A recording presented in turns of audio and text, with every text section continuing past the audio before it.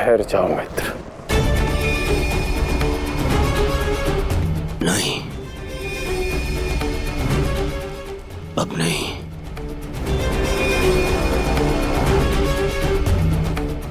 क्रोध में विवेक मत खो बैठो। जो अपना सम्मान खो चुका हो उसके पास खोने को और क्या शेष है। ले लेने देते उस अभिमन्यु को मेरे प्राण, वीर गति तो मिलती।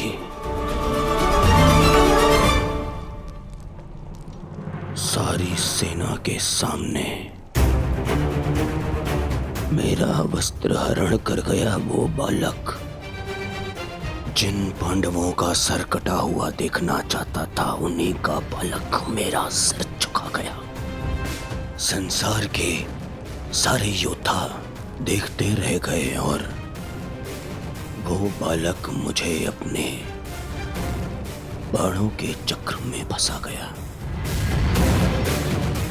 मैं ये अपमान सहन नहीं कर सकता। क्या करूंगा जीवित रह गए जब संसार के सामने शीश उठाकर चल भी नहीं सकता मैं। इसीलिए अब मैं अग्नि स्नान करूंगा।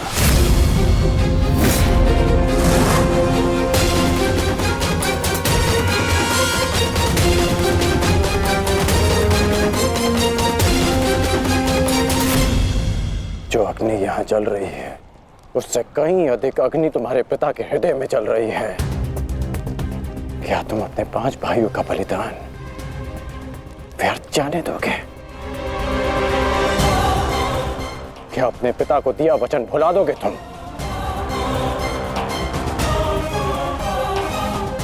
अपने चारों ओर देखो मित्र, क्या ये सब व्यर्थी अपने प्राणों के साथ खेल रहे हैं? जो वीर गति को प्राप्त हुए हैं, क्या उनका बलिदान व्यर्थ जाने दोगे तुम? तुम्हारे अनुज, तुम्हारे मामाश्री, तुम्हारे गुरुदेव, ये सब तुम्हारे सम्मान, तुम्हारे अधिकार के लिए लड़ रहे हैं और तुम अपने कर्तव्य से मुंह मोड़ना चाहते हो।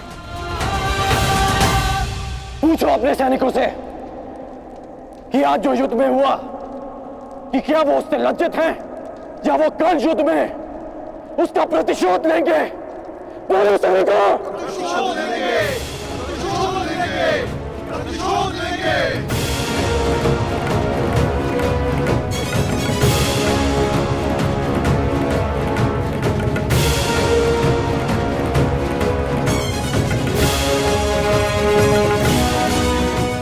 इन सैनिकों का सम्मान मेरे मन में लगी अग्नि को बुझा नहीं सकता मित्र।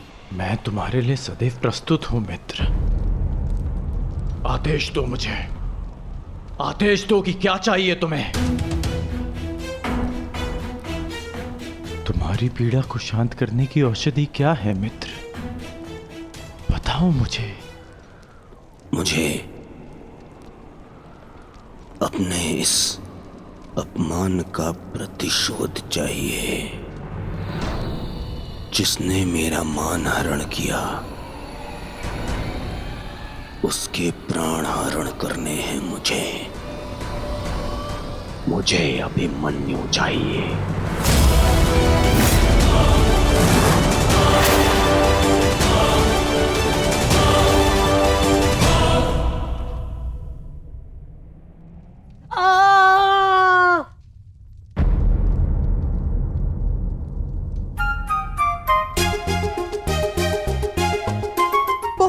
पीड़ा हो रही है ना इन्हें? पीड़ा? अभी तक मैंने इसके घाव को छुआ भी नहीं है। अभिमन्यु तुम्हें सताने के लिए उपक्रम कर रहा है उत्तरा। बहुत बुरे हैं आप। और तुम बहुत डरपोक। एक योद्धा की पत्नी के मन में इतना भय शोभा नहीं देता उत्तरा। ये घाव हमारे लिए आभूषण होता है।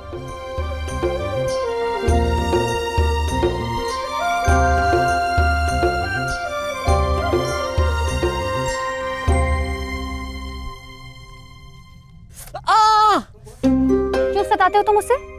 अब क्या करूं माता, वो तो आजकल हर बात पर क्रोधित हो जाती है। और अब आप भी मुझे डांट रही हो। तुम्हें अधिक चोट तो नहीं आई ना पुत्र? नहीं पिताश्री, बल्कि बहुत कुछ सीखने को मिला। सच में अंगराज कर्ण एक महान योद्धा है। उन्हें आपके अतिरिक्त और कोई टक्कर नहीं दे सकता। हाँ पुत्र, परंतु हम दोनों के लक्ष्य और सोच भिन्न हैं।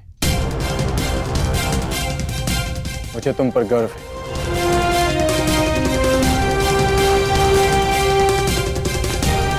गर्व तो होना ही चाहिए। आज अभिमन्यु ने दुर्योधन को उचित उत्तर दिया।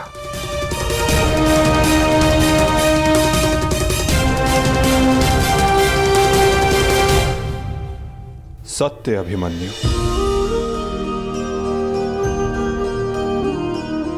आज तुमने जो युद्ध भूमि में किया वो अद्भुत था, और मुझे विश्वास है कि कल का दिन इतिहास में तुम्हारा नाम सदैव के लिए अमर कर देगा अभिमन्यु।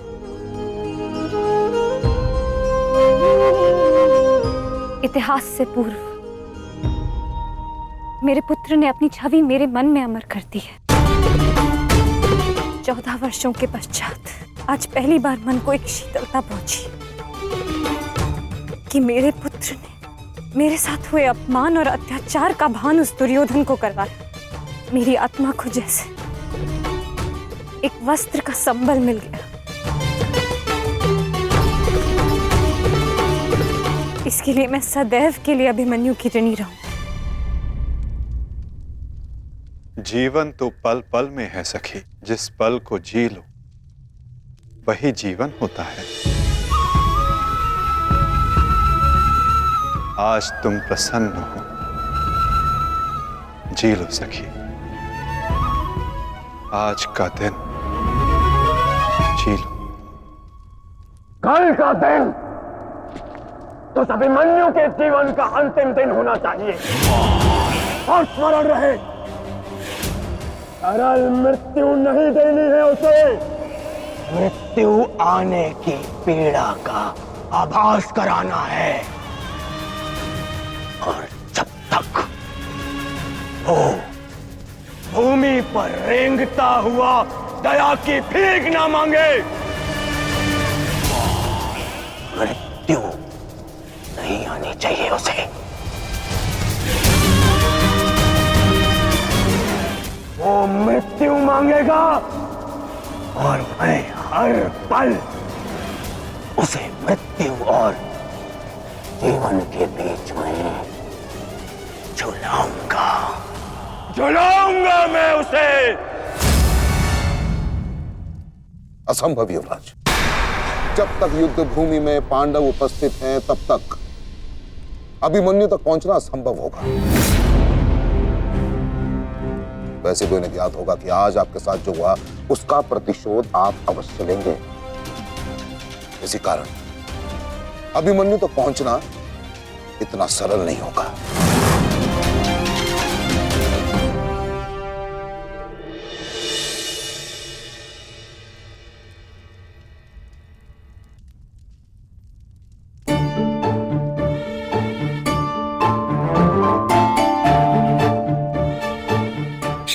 क्षमा कर दो, भूल हो गई बस।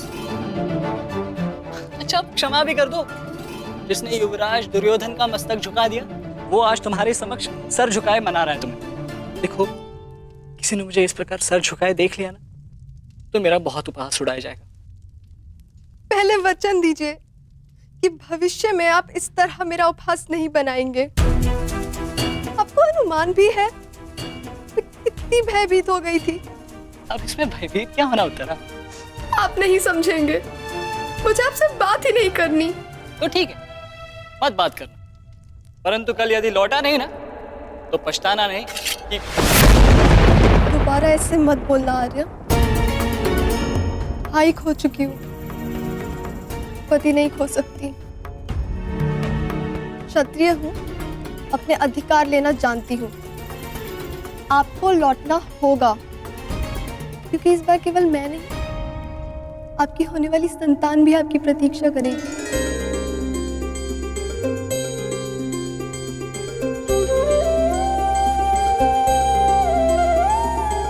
सत्य उत्तरा,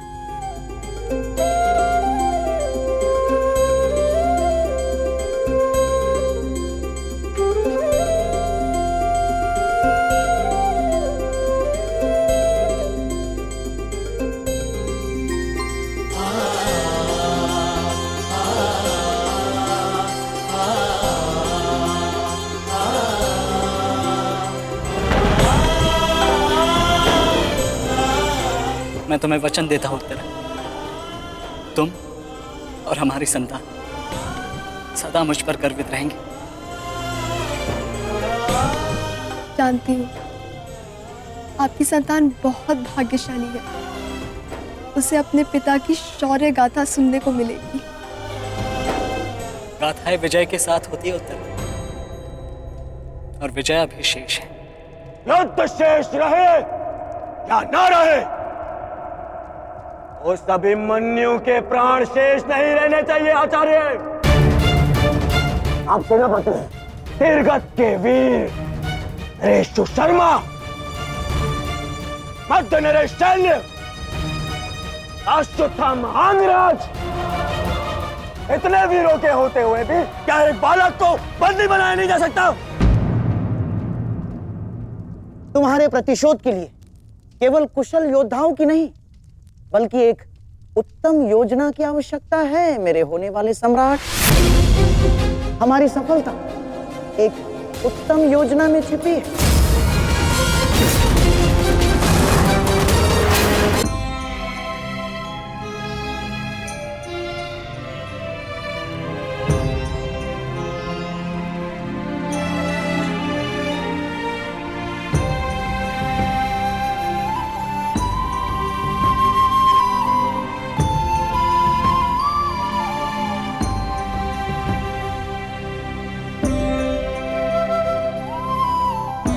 ऐसा क्या है जो आप चाहकर भी मुझसे नहीं कह पा रहे हैं सखा? ये रात का अंधकार भी आपके मुख पर आए हुए भाव मुझसे नहीं छुपा सकता। रात्रि के बाद दिन आता है सखी, उसी प्रकार जीवन के पश्चात मृत्यु आती है, सुख के बाद दुख आता है, और यही सृष्टि का नियम है। हमें अपने जीवन में सबके लिए तत्पर रहना चाहिए सखी।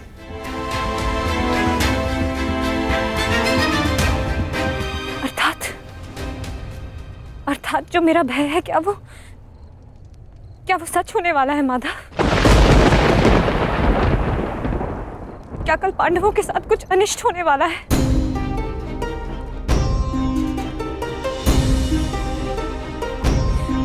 आप तो सब जानते हैं ना सखा। बताइए मुझे, बताइए मुझे।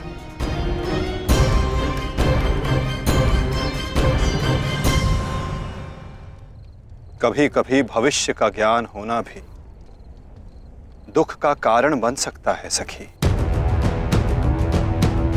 यदि समय के अनुसार मनुष्य को सत्य का ज्ञान हो तो वो स्वयं को संभाल सकता है। और आज तुम्हारी प्रसन्नता का दिन है सखी। आज तुम्हारे पुत्र ने तुम्हारे अपमान का प्रतिकार किया है। जाओ सखी, जाकर सो जाओ,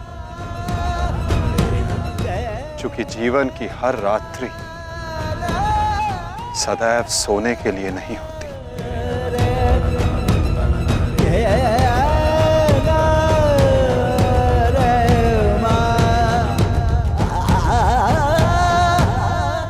मैं तब तक सो नहीं पाऊंगा जब तक मेरा प्रतिशोध पूर्ण ना हो जाए आचार्य। प्रतिशोध की आग में कोई और भी जल रहा है। युवराज दुर्योधन,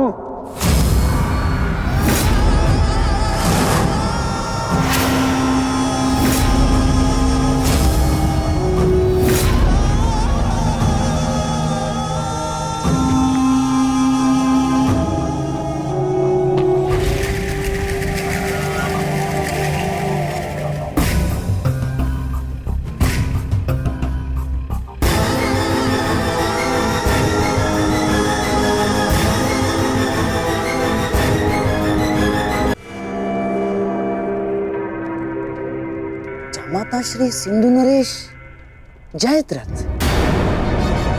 भूल को क्षमा किया जा सकता है, अपराध को नहीं।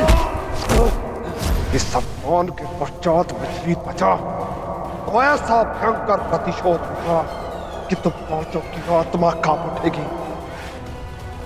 प्रतिशोध लूंगा।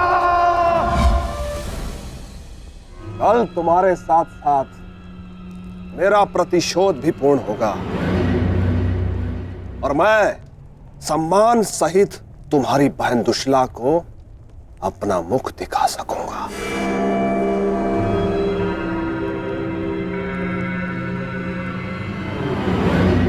इतने समय आप कहाँ थे सिंधु नरेश?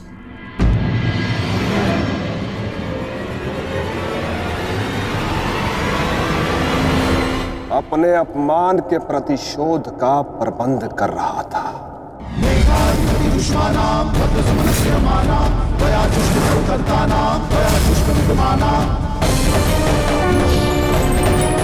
पुत्र जयद्रथ, मैं तुम्हारी तपस्या से प्रसन्न हूं। मांगो, क्या वर मांगते हो? महादेव, मुझे अपने प्रतिशोध का अवसर चाहिए। शपथ ली है मैंने, जब तक पांडवों के अपमान का प्रतिशोध नहीं लूंगा तब तक मुकुट धारण नहीं करूंगा। और वो दिन कल आएगा वो दिन जब मैं पांडवों को ऐसी पीड़ा दूंगा कि वो जीवन भर नहीं भुला सकेंगे। महादेव का आशीर्वाद है मेरे साथ और मैं तुम्हारे साथ युवराज। तुम्हारी योजना और मेरा प्रतिशोध दोनों कल सफल होंगे।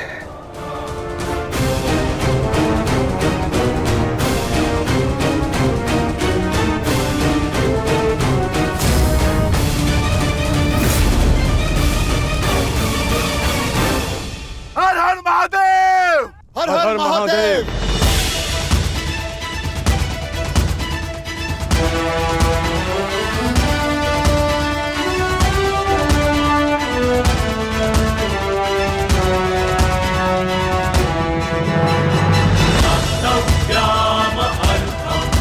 सर्वोत्तम वनपुत्र, संसार के सभी योद्धाओं में तुम्हें सबसे अधिक कीर्ति प्राप्त हो।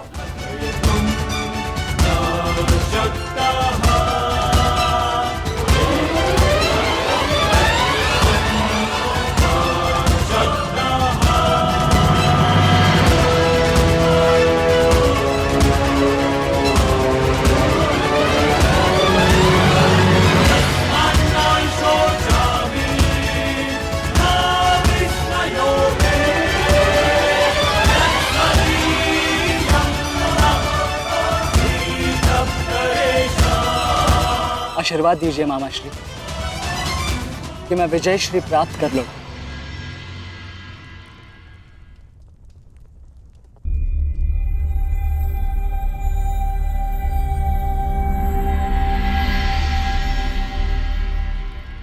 विजय तो कायरों को भी प्राप्त होती है पुत्र, परंतु कीर्ति और यश केवल शूरवीरों का मुकुट बनती है। मेरा आशीर्वाद तुम्हारे साथ है पुत्र। तुम युद्ध क्षेत्र में वो कीर्ति प्राप्त करो जो तुम्हें अमर बना दे।